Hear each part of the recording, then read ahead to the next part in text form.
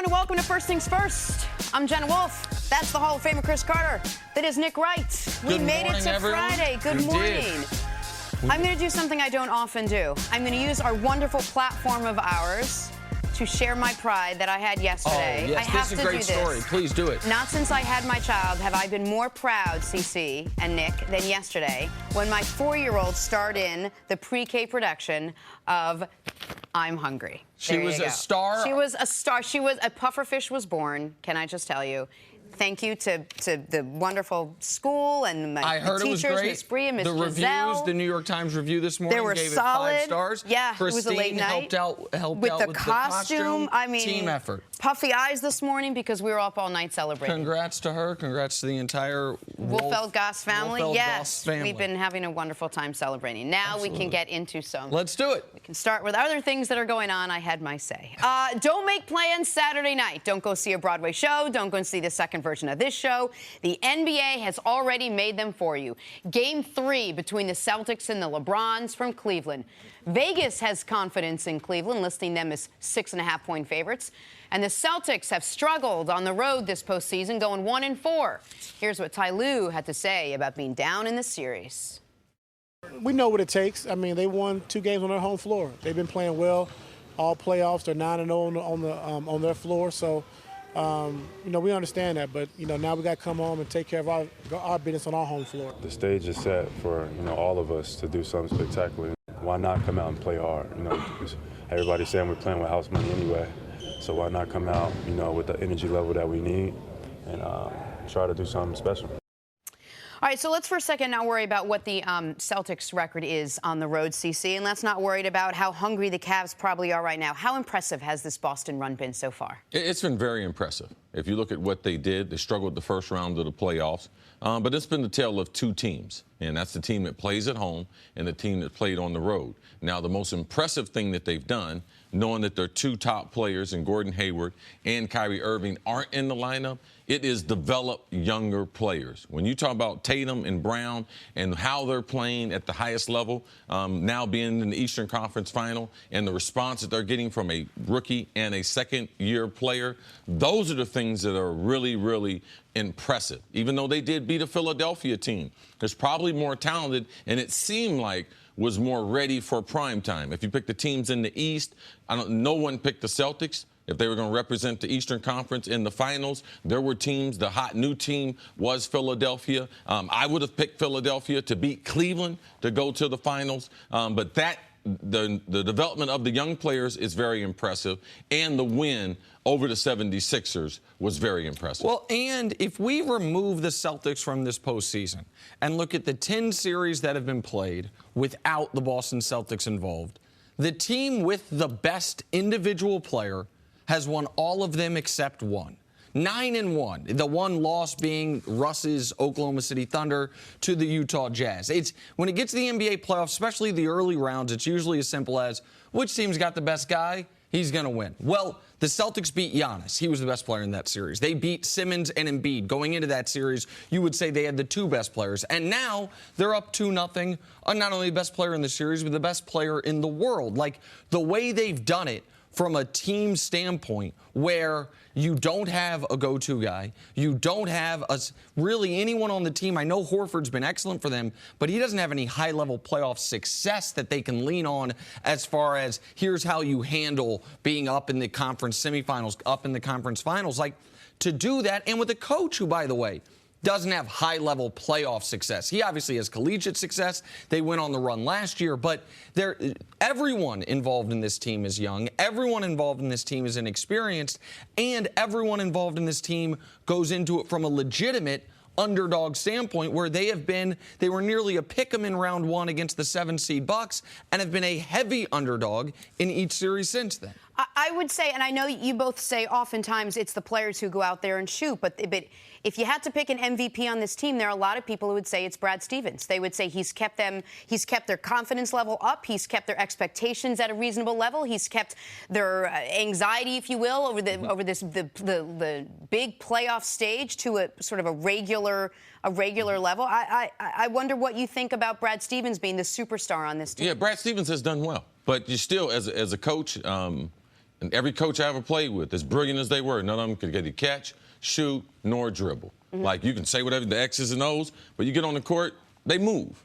So you got to give the players credit. They're very, very talented. Coach comes up with a game plan, but he can't shoot the ball. He can't execute. He's not playing defense. He's not in the pressure situation. His job, once he gets to the game, it's up to the player. His job is pretty much done. He's calling plays, but you have to give these players credit. Nick talked about it. No series they've been in where they had the best player.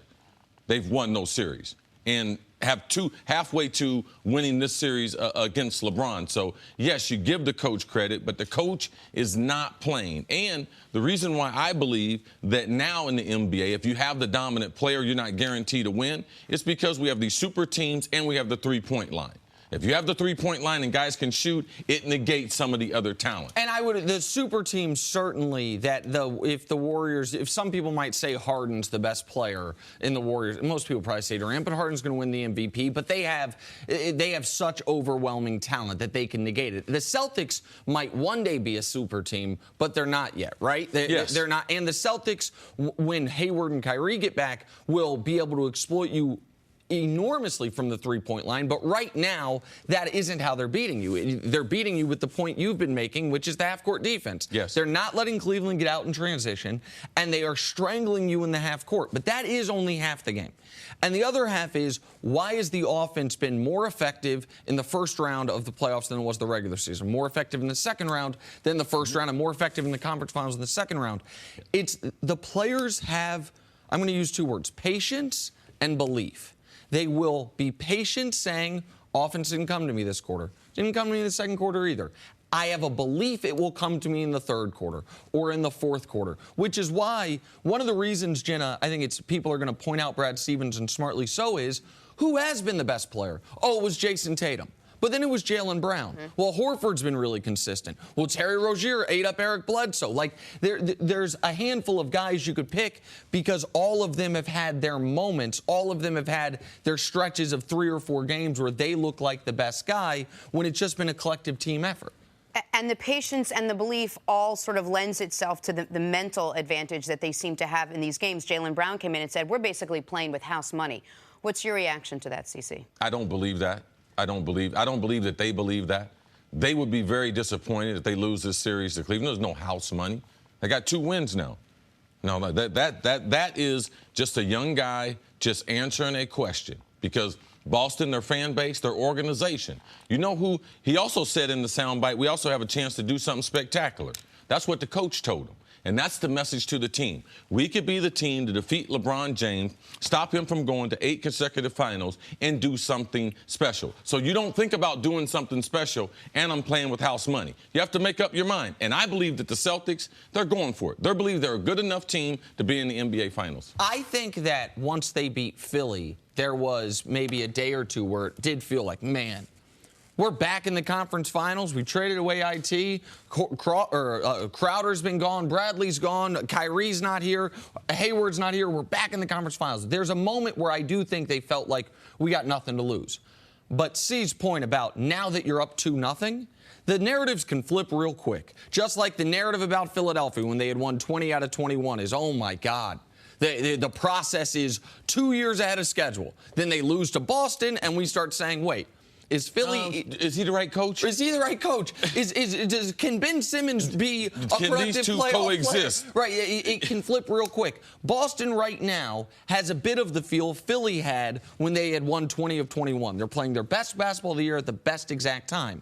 But if that flips and all of a sudden you go from beating the Sixers in 5 up 2-0 on the Cavs to losing 4 of 5, to losing theoretically either 4 in a row or a Game 7 at home, the only way they can lose that series, then the narrative can flip real quick. And if they become a super team, when Gordon doesn't have any playoff success. Kyrie's only got 1 success. That's with LeBron. And now these younger players have that bad mark to finish the playoffs. So, yeah, people like to say, oh, house money, but is it real? In this situation, it's not real. Maybe before the series, it was real. But up 2-0, no, it's not real. All right, that's that Game 3 we previewed. We'll preview the other one coming up next. Can the Warriors win without Steph Curry being awesome? That's next on First Things First. All right, The Western Conference Finals continues this weekend. The series shifts to the Bay Area. In the first two games, Steph Curry has been held to human as opposed to superhuman, the superhuman who won 2 MVPs. Steph is just 2 of 13 from beyond the arc so far this series. Here's the good news, though. He's shooting 50% from 3 in his 2 home playoff games this year.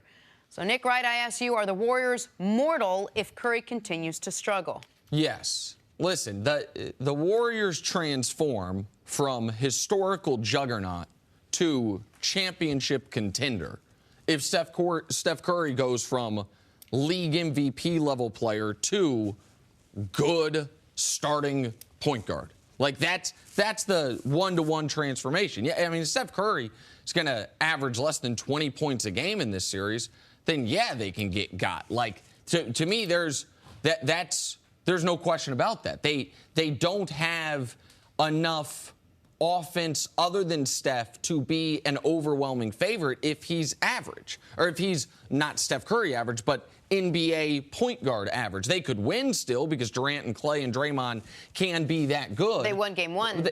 They won average. Exactly right. And so they obviously could still win. But, yeah, I mean, at no point when I've done the math on the Warriors the last few years have I baked into it, well, what if Steph isn't good? Steph's always good. Like, I know he's had some bad moments in the NBA Finals, but even those, when you look at him, I mean, he still averaged 20-plus points. He still usually shoots a decent percentage. Like, Steph Curry's career playoff, when people say he struggles, see, his career playoff numbers are almost identical to Kobe's career playoff numbers, and nobody ever said Kobe was struggling. It's just he hasn't had those 45 points, 11 three-pointer NBA Finals games, and now the start of this Western Conference Finals has been subpar for him. Yeah, of the final other 3 teams that are left, Steph can't struggle against the Rockets. He could struggle against Boston. They could still beat Boston. He could struggle against the Cavs. They would still beat the Cavs. It's the Houston have been the best team in the NBA, and because of the players they added last year and what they're doing, the style for which they're playing, no, he can't afford to play bad. And we've seen that in game number 1 where Durant went off, Steph struggled, they were able to win. But Houston played awful, and we saw in game 2. Now, Houston played spectacular. Durant was spectacular, but the difference in this game was, especially without Clay, because now we only have the question about Steph. It's, can they afford to both their guards not to play well? And that's no, because if Steph had played the way he did and Clay had played a normal Clay game, they might have won game number 2, or we wouldn't be having this question. So they have the ability that one of the star players can help cover for the other player. But for me, it's just like when Steph was out of the lineup. I told you their offense doesn't run. Yeah. Steph is their primary ball handler. And what he does to the defense when he's making shots at 27 to 30 feet and how you're less apt to switch off on him. We saw the center, Nene guarding him out on the perimeter. Yeah. You'll keep doing things like that if Steph keeps shooting like this, and his inability to be able to get his other teammates open because he's not unconscious. Right. When Steph is unconscious, watch the defense, how they pick him up right across half court. Yes. And it opens up the rest of the court for his teammates. To build on, listen, Steph's offense when he's on is infectious. When Steph is on, Draymond's offense is better, Iguodala's offense is better, Clay and KD's offense is better. KD, as brilliant as he's been in these first 2 games, his offense is not infectious. It is self-contained. We saw that. He's got 75 points and 1 assist. We also saw in this. The Warriors are averaging 50 fewer passes in the Western Conference Finals than they did over the course of the regular season. They're averaging 10 fewer potential assists in the Western Conference Finals than the regular season. What does that mean? It's when Steph is the center point of the offense, it is ball movement, it is cutting, it is everyone getting involved. When KD is the center point of the offense, and this, I want to be clear, this is not a knock on KD. KD is as good of a scorer as we've seen, but when he's the center point of the offense, it looks... He don't need help. He don't need a pick. Right. He don't need a brush screen. He don't need anything. All you have to do is give him the ball, move out of the way, and within 5 seconds, he can put the ball in the hoop. Doesn't it look like this was the Rockets' game plan coming in? Just target Steph, stop Steph on offense and defense, just go after him, let KD do his thing. How much of that is I mean, they have so many weapons. It's just that you can't let 2 of them score 30 points or 25 to 30 points. And how do you do that? It's hard just to concentrate on one player. Now, Steph, from a defensive standpoint, Nick has talked about how they're hunting him up on the screens. All of the elite players, they're making him work. They make Clay work because Houston is that effective offensively. And you see that KD, no one's saying anything about KD. KD's guarding Harden. So he's running a lot more, which has also affected his rebounding because he's further away from the bucket. So I wouldn't say that their game plan is we're going to stop Steph. It's like we got to try to hold one of these stars down, and Steph or Clay are more likely to be That's the thing is, there's a game plan. It's not always effective. There's a way, we've seen it done, that you can, even when Steph is on, you can mute some of his effectiveness. It takes enormous dedication. It takes smart defenders. It takes the refs to let you play a little more physical. There is no game plan to slow down KD. What's the game plan? Find a guy as tall as him, as athletic as him, who can stay with him on the perimeter. That guy doesn't currently exist in the NBA. Like, what's the game plan? Go import Giannis from Milwaukee and see if his length, like, there are only 2 or 3 guys in the league that have a shot at when KD's locked in, slowing him down. So I think it was smart by Houston to say, if we go into it and say our entire game plan is about slowing down Kevin Durant, we could execute it perfectly, and he could still beat us. If it's one of the nights where his mid-range shot is falling, there is no game plan for it. If our game plan's about we are not going to let Steph get going, we've seen Cleveland execute that game plan. We've seen Oklahoma City a couple years ago. Now, granted, they had KD execute that game plan. Like, there's a way to do that. I don't know if there's a way to do the other. As long as Steph is in the NBA, the game plan will always be, and it's easier done in the playoffs, play him very, very physical, put him on a very effective offensive player,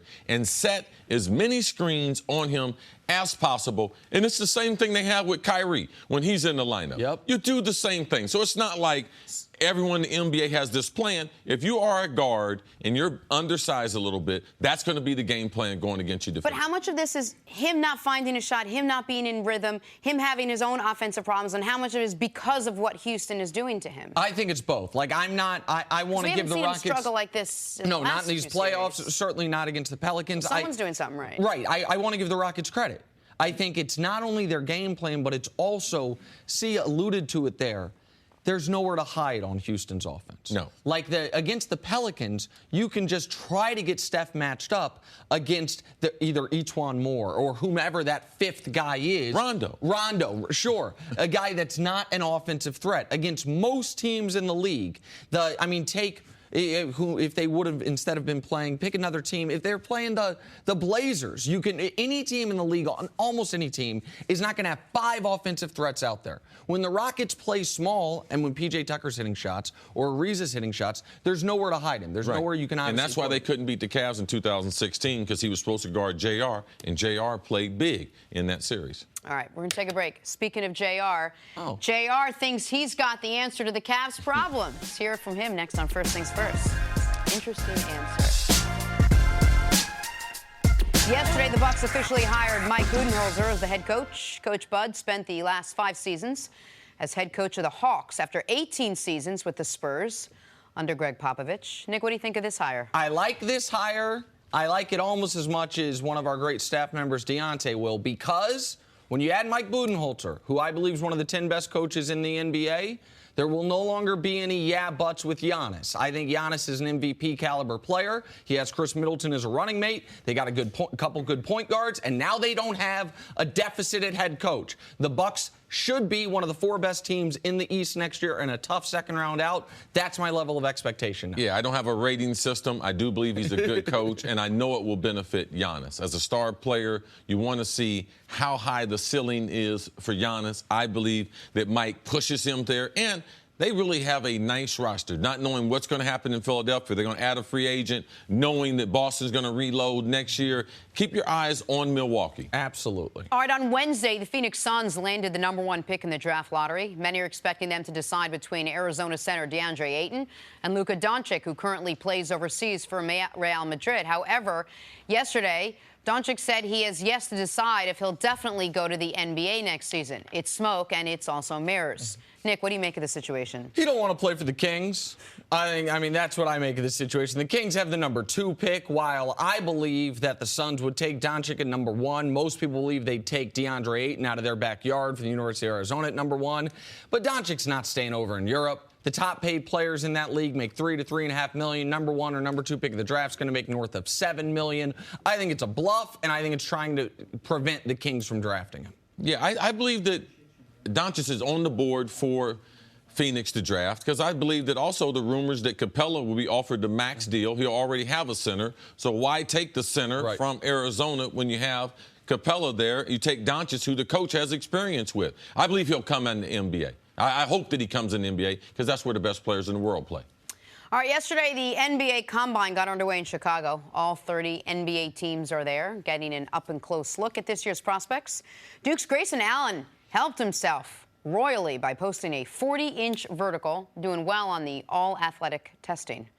Nick, would you take Grayson Allen in the first round? I mean, maybe at the tail end of it. This guy, his sophomore year at Duke, coming off the great performance in the title game his freshman year, looked like he could be an NBA lottery pick. But the last 2 years at Duke, he has not. He has not comported himself like an NBA lottery pick either. So a good athlete, I'm sure a surprising athlete to some, but no, I mean, he's not worth a mid or even high first-round pick. Yeah, I want to see how good of a defender he is, because being that good of an athlete should make you a very good defender. I haven't seen that out of him. There's other things that I've seen that I have question marks about, but his basketball skill, I believe he is an NBA player. As far as a first-rounder, I believe with him, it's going to be about fit and culture. He needs a lot of big brothers to put their hand around him and be able to protect him, because he does any of that nonsense he did in college, he's going to get crushed.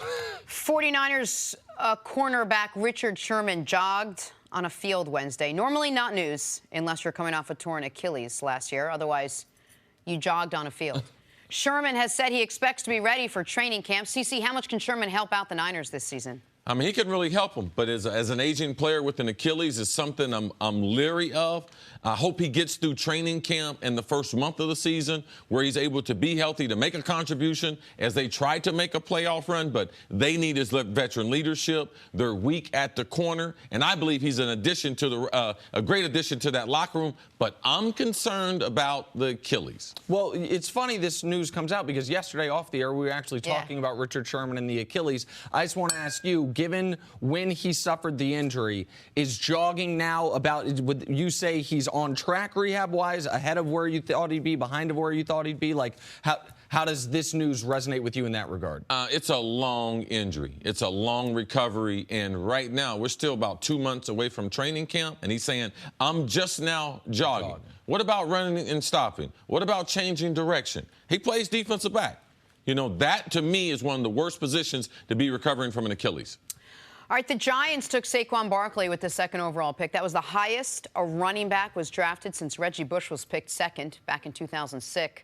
Saquon's former college teammate, Penn State quarterback Trace McSorley, he says that Saquon is like Barry Sanders or Bo Jackson. CeCe, what are reasonable expectations for Saquon's rookie season? Who's the guy that said that? Trace McSorley, their quarterback. The Penn State quarterback. Go ahead. Does he know anything about football, like history? Does he? Well, I'm glad you're bringing up football history, but go ahead. Because I don't know how much he knows about Barry Sanders. Barry Sanders, I know he doesn't know about Bo Jackson.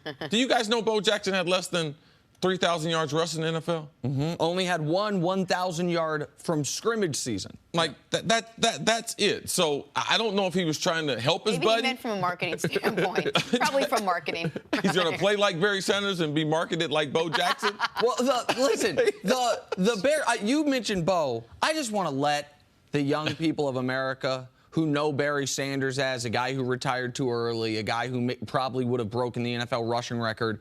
I just want to let them know about what Barry Sanders was coming out of Oklahoma State. Barry Sanders, his final, not his career, his last year at Oklahoma State, had 2,600 yards and 37 touchdowns. Let me say that again. In 1 year, and he wasn't playing in some small school, he was playing in a big-time school, 2,600 yards and 37 touchdowns. In his NFL career, he averaged exactly 100 yards rushing a game. An average season for Barry Sanders was 1,600 yards rushing. Forget what he did catching the football. I love historical comparisons. There are a few no-goes in my world. Nobody gets to be compared to that guy. The Bo Jackson thing, fine, whatever. That's a sad story because what happened with his hip C, because I think people think he could have turned into a really dynamic long-term pro. But Barry Sanders is in a class far and away by himself. Yes, I'm just humored by all the interviews. We get these sound bites of all these players and everything, and this lets me know they don't know anything. For one, Bo Jackson was not a great pro player. Now, might have been a great pro prospect, but he was not a great pro player. And Barry Sanders, there is no one. Of the 26 running backs in the Pro Football Hall of Fame, there is no running back in the Hall of Fame like Barry Sanders, like his style. There is no running back. So at least give me some guys give me someone that's something obtainable. You give me someone that's... I'm not going to do that because I would say I'm not going to do it because it's just not fair. Then don't do guys. How about yardage? What do you expect from him in his first year? Yardage-wise, 1,200 yards. 1,200. Okay. 500 yards passing, receiving. Okay. And by the way, just for 1,200 yards, people are like, wow, that'd be a really good year. Just so people understand, when I say Barry averaged 100 yards a game, 1,200 yards is 75 yards a game.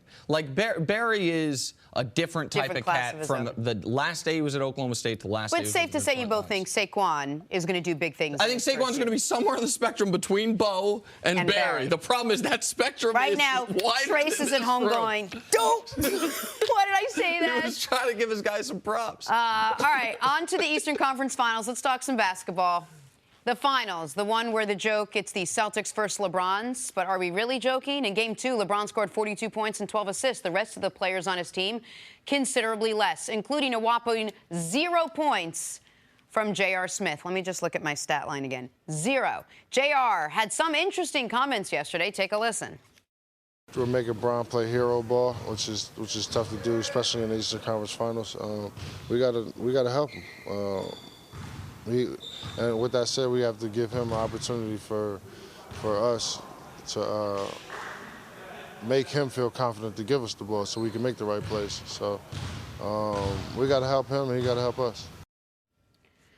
All right, besides play and score points, what do the rest of the Cavs need to do to help LeBron play win defense, game? man. Okay. LeBron can carry you offensively.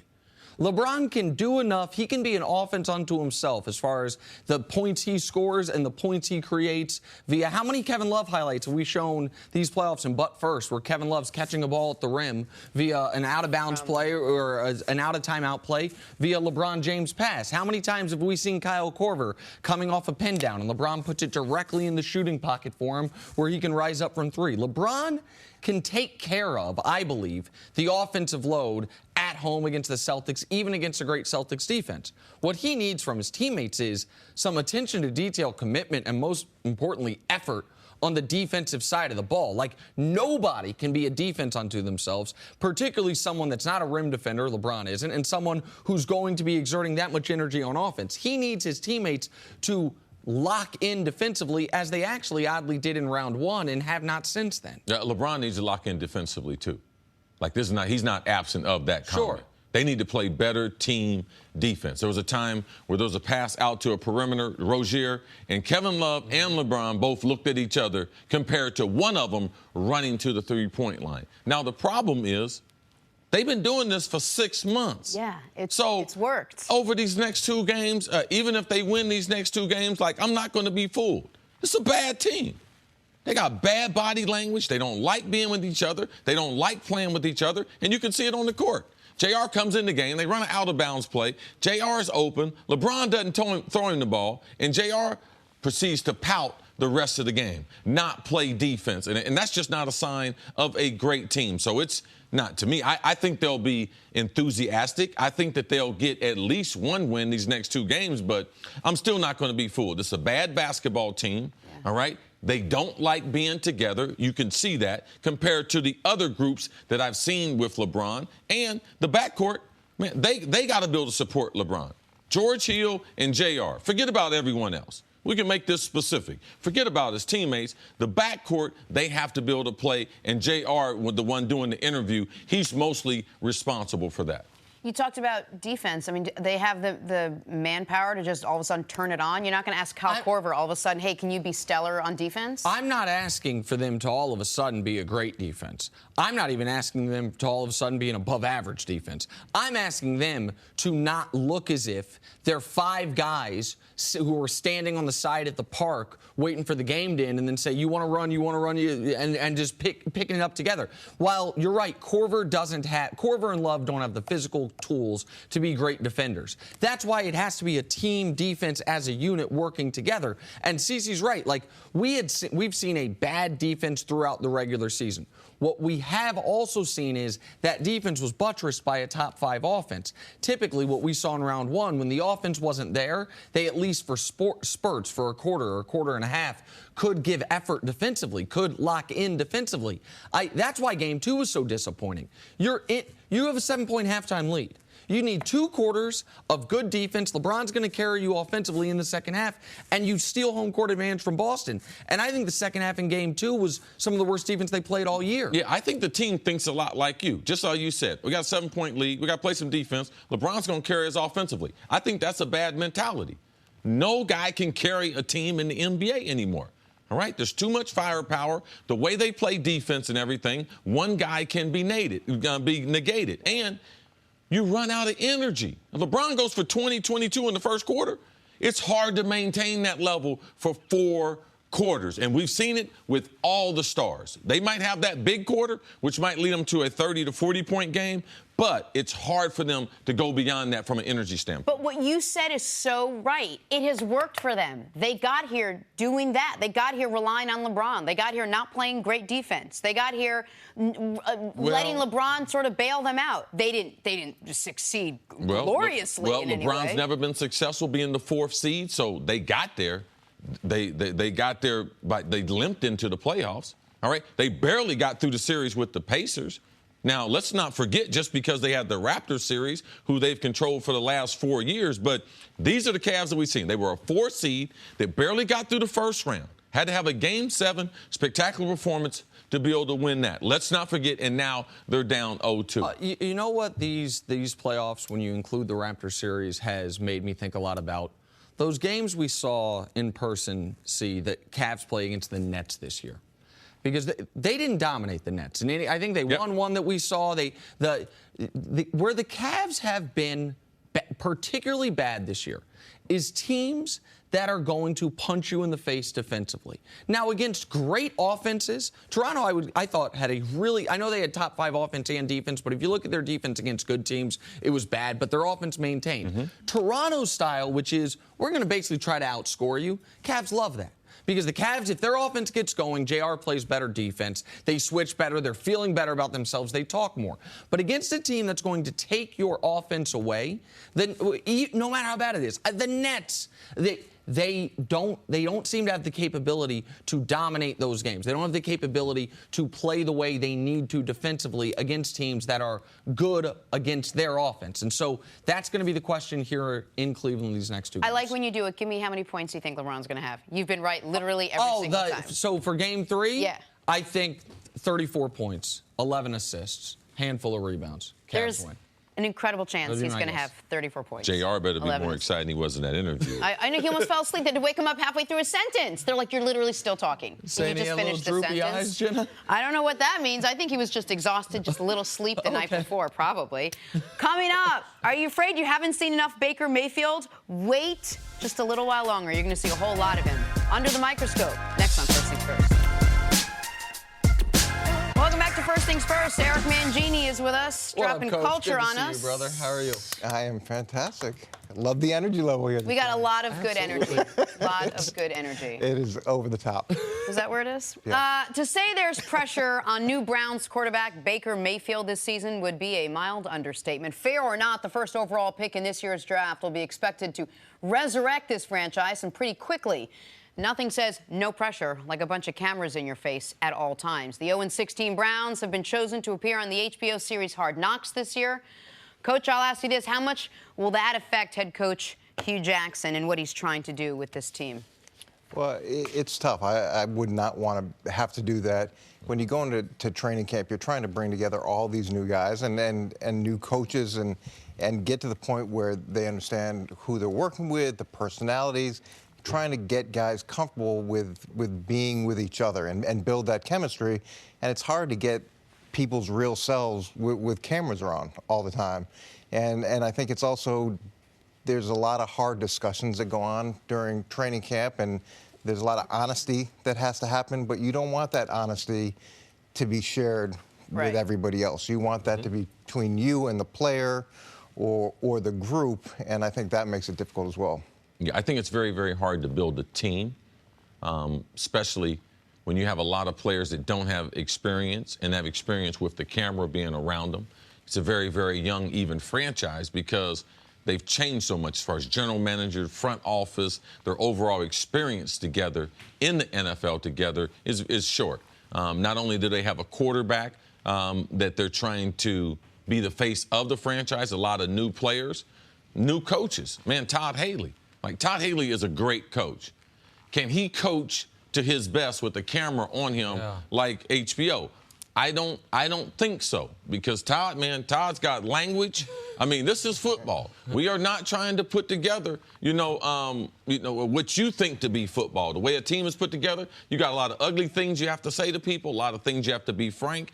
And I believe with the overall media, it can help. It can prevent a team from coming together. Then there's the idea of Baker Mayfield being put out there. Baker Mayfield has his own share of issues when it comes to a lot of cameras around, a lot of attention, and when he's got everyone's undivided attention. He's a little rash, he could be a little cocky, maybe he's not as edited as he should be right now.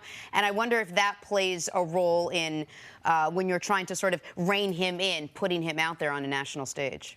Yeah, there really is no reining in for anybody at this point when you've got 30 people in the building who are documenting everything that you do. And look, remember Baker Mayfield at the Combine said, if there's anybody that can turn around this franchise, it's me. And you make those bold statements. We talked yesterday about the effect of these bold statements of adding pressure to each one of these quarterbacks or young players' situations. And you don't want that. You want them to be focused on the task at hand as opposed to building their brand or worried about how they look or how they're perceived. You just want them worried about football. And listen, I was in Kansas City when Hard Knocks came to Kansas City.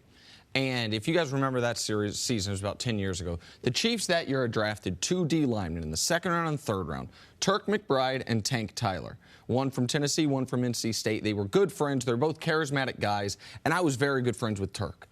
To this day, Turk McBride will talk about how he thinks that set a bad tone for his, ended up being not as long as he would have liked, NFL career. They acted as if those two guys, even though they played different positions on the D-line, were in direct competition. They presented it as Tank excelling and overachieving and Turk underachieving, even if that wasn't it, because you have to have storylines. Any television show has to have heroes, and if not villains, you've got to have successes and failures. And so I know we're going to focus on the Baker part of it and the Baker and Tyrod Taylor, but there's other guys. Like, you know what's a very attractive storyline? Denzel Ward, the guy no one thought they were going to take at number 4, struggling his first few weeks of camp. Like, those things, just from a human perspective, I would imagine for the players, it's hard. Now, if you turn into one of the stars, if you get to be, was it the fullback Rex Ryan loved, the John Connor, the Terminator, like that was cool for him. But there's always the yin to that yang or whatever. And so I think that's a real thing for the players involved. But I think also, if you look at the other side of this, Cleveland wants to get themselves back on a map in some capacity, and this is basically just a soap opera with sports figures involved, and they are doing that. They all want to weave storylines into it, but they want to sort of extend outside of that sports audience and get people a little bit more interested in this Cleveland Browns franchise. And I mean, how many people really knew Jameis Winston before Hard Knocks came to Tampa Bay last year and they got to see a different side of him? Do you think maybe it could help the organization in some way, CC? There's no place in the NFL that doesn't have notoriety. The teams that have the most notoriety are the ones that win. 5 years ago in Jacksonville, didn't nobody want to go to Jacksonville. They drafted better players. They start winning on the field. Now we're talking about Duval County. Right. They got nicknames. They playing in prime time. Right. It's about winning. It's about having ball players. So every spot, there's only 32 of them, is a prime time spot. But what training camp is supposed to be, it's supposed to be a rarefied atmosphere that you're trying to put 90 people into an environment that everyone can move in the same direction. Now, in training camp, there's a million different agendas. Now, how do the Cleveland Browns put their agenda in the forefront? It becomes harder when you have people inside the organization that aren't about that agenda. It's going to be interesting, too, to just see Hugh Jackson in that environment. Here's a guy who's won one game in 2 years and somehow has survived. So there must be some reason that ownership feels that he's the right guy to lead the team. So from my perspective, to be able to see some of that will be interesting. And you hear Hugh talk about it. We're proud of the way we coach. We're proud of the things that we do. So this will give him an opportunity to at least show what that looks like. And potentially, if free agents like the environment, it doesn't affect them this year, but maybe next year they'll consider it as a viable destination. If you were running a team right now, this was your team, what do you tell the young guys? Yeah, I don't think it's strictly the young guys. I think it's everybody who's in the building to make sure that they understand the things that they say, to make sure that as the cameras are there for a week, they don't forget that the cameras are there, because that can happen too. Good point. People suddenly get comfortable and say things that they really will regret and can't take back. But as much as I would imagine you try to prepare a group for that, how can you? They're typically when teams get mic'd up outside of Hard Knocks, because I've seen everything and I've been mic'd up an awful lot. You only got a handful of guys that are equipped to be microphone and understand the gravity of NFL films being around you and realizing what your words say. Also, we see guys who are mic'd up all the time that we know they're mic'd up because they're talking an awful lot more than what they would normally do. So now when you're trying to put this team together, they only have a couple team leaders. Why? Because they're a bad team. So you just make the older guys the team leaders. So now they have these younger players they're trying to implement. So who is really camera ready? And you don't know that in this experiment with the Browns. One other part of this, the part about Hard Knocks that pulls on heartstrings, it's some of the most famous parts every season, is when the coach cuts the players, when they do the roster cut downs. As a coach, I would imagine that is one of the most personal moments you have, one of the most emotional moments you have, certainly with some guys, maybe with all guys. What's just your general thought on the fact that that is mandatorily shared as part of Hard Knocks? I think it's horrible. Whenever you're bringing someone in and saying, look, we're changing your life, and your dream is over here. It may not be over in the league, but in terms of this opportunity, you're not good enough. And a lot of these guys have never experienced that in their life. First time. They've been the best at everything they've done up until that point. So it's a dramatic shift for them. And you want to be sensitive to that. You want to make sure that you can give them ideally some feedback that can help them in the next opportunity. And then when you throw a camera in there, it could change that interaction. Coach, sounds like you love the idea. I think it's great. I'm do Hard Knocks from my house. I love it. I sit there with a gigantic bowl of I can't wait. Yeah. I get it's great drama, and it's your point about Jameis. If you're a casual, not you, but the generic you, if you're a casual or even a non-interested football fan, it can pull you in. I understand why the league likes it. For the individual teams and human beings involved, I get why it's a tough thing to be a part of. Of course. All right, Coach, we'll see you a little bit later in the show. Coming up, Steven Jackson will join us to break down the Celtics and the Cavs. That's next. First things first. Welcome back to First Things First. NBA champion and all-around great dresser, Steven Jackson is here. Oh, look what he's wearing. Travel day, baby. Travel it is. Travel day. Might as well be comfortable from start to finish. How are you? Be back here. Including the television It's been a part of great your week. travel Let's day. finish on a strong note. This has been fun. Well, thanks for the pep talk. Professor Action Jack, man. We've loved having you here. We're all smarter for it. Thank you so much. Fashion-wise also. Don't make plans Saturday night, Action Jack. Is that what we're calling you now? Yeah, I'm cool with that, too. Yeah. Okay. I'm cool. That's one of Well, my names. Nick says. The NBA's already got some plans for you. Game 3 between the Celtics and the Cavs from Cleveland. Vegas has confidence in Cleveland, listing them as 6.5-point favorites. The Celtics have struggled on the road this postseason, going 1-4. Here's what Ty Lue had to say about being down in this series.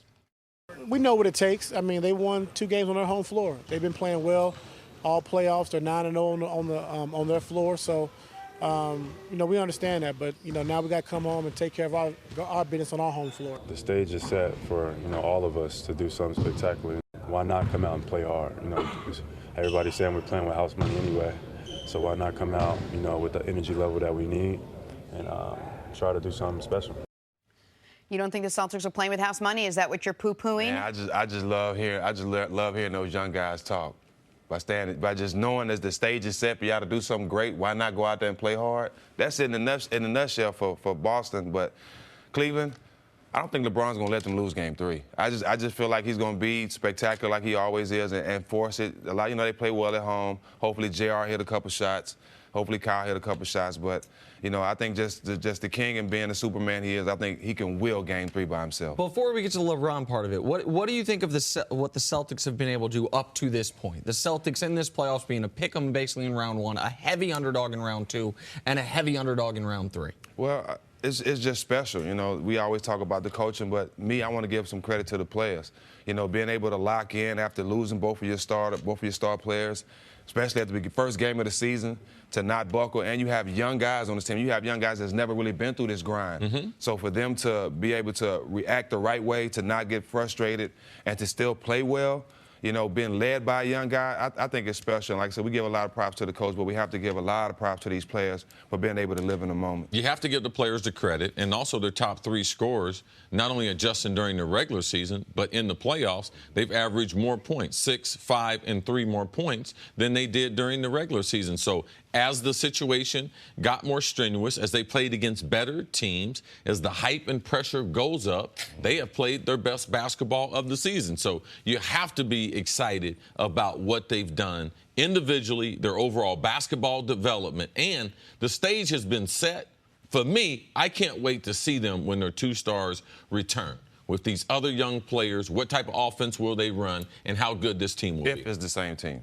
Well, 1 or 2. It's going to be this team minus maybe Rozier being traded somewhere else, but it's going to be worth the price of admission. Stephen, we talk a lot about how the Celtics have played on the road this postseason. They've been great on the road the regular season. They were the best team in the East on the road in the regular season. Tell me a little bit about what the difference is. Well, one win on the road in the playoffs, it says a lot how hard it is to win on the road.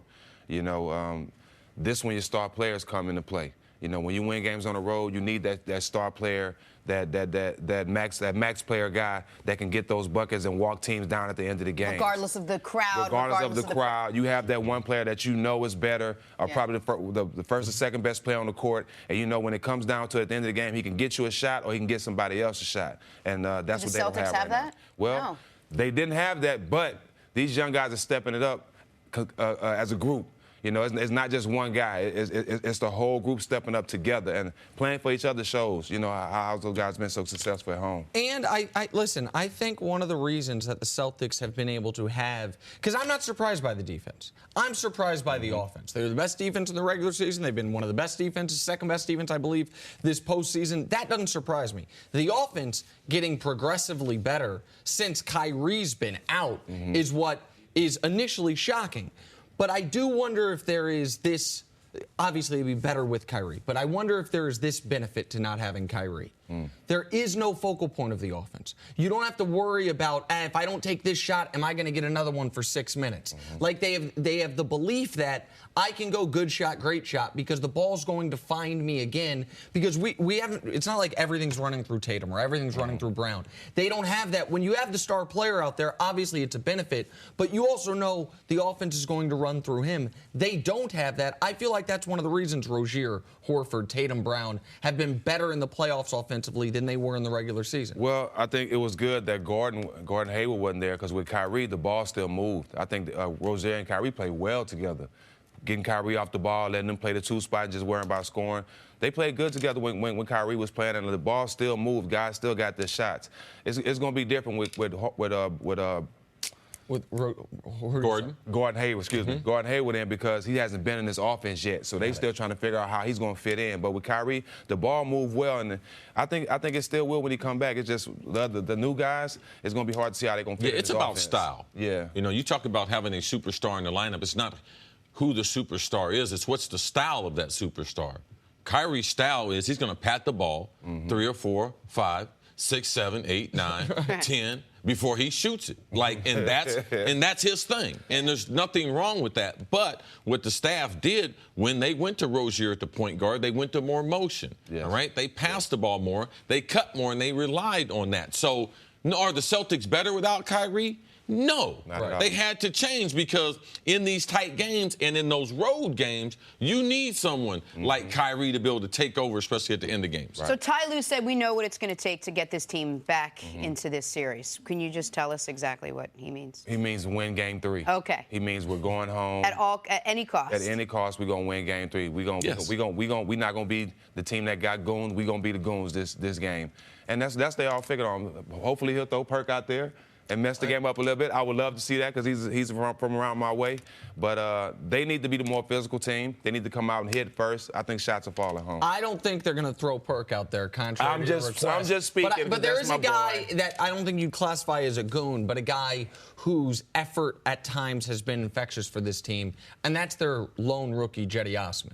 That guy, they played some of their best ball during the regular season when he was forced into the rotation. He and Calderon, oddly enough. Calderon is not good enough defensively to deal with these young guards on Boston. But when you've got Rodney Hood is the opposite of what you need in this series. A softer player, a weaker player, and a guy who, if his shot's not falling, doesn't seem to be intrigued at all on the defensive end. Too laid back. Exactly, almost casual. Jetty knows he's at a talent disadvantage, knows he's younger than he should be playing in a playoff game next to LeBron James. So he is diving for every loose ball. He is always trying to pick up his teammates. It is not coincidental that the first guy to greet LeBron after every game winner this year has been Jetty because he is like that glue team guy. I bet he gets in the game in game 3. I'm going to tell you something. If you're a Cavs fan and you're waiting on Jetty Osman or he's part of the damn storyline, like, we got problems. Serious problem. I mean, he's averaging a minute. No, he hasn't. He's been totally out of the rotation. Yeah, like, okay, that's the level of if the Celtics are playing with house money and the Cavs are waiting on Jetty.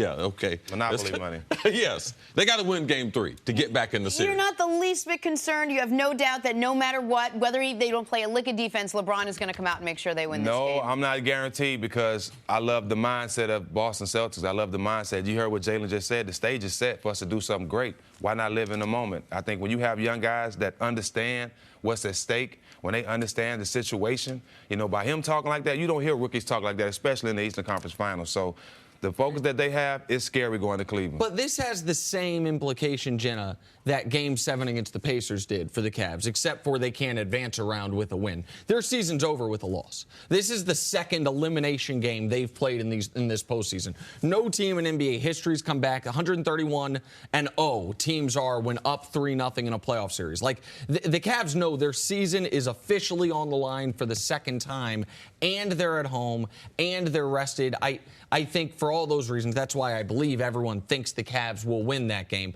But it doesn't mean the Celtics are drawing dead.